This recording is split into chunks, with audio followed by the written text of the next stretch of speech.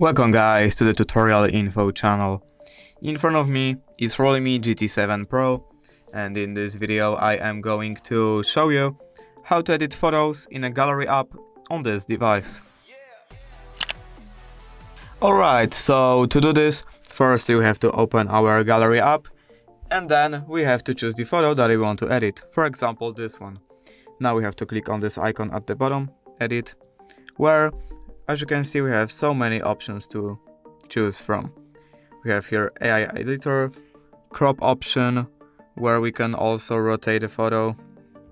We can adjust exposure, brilliance, highlights, shadows, contrast, brightness, black point, saturation, vibrance, color temperature, tone, sharpness, definition, noise reduction, and vignette.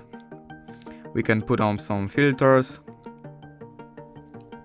Also, we can mark up the photo with some types of pens and pencils.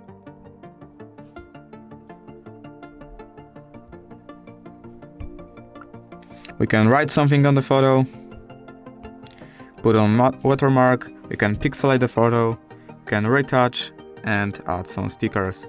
And now we can replace this photo. We can replace original with this photo or save as a copy. And basically that's it.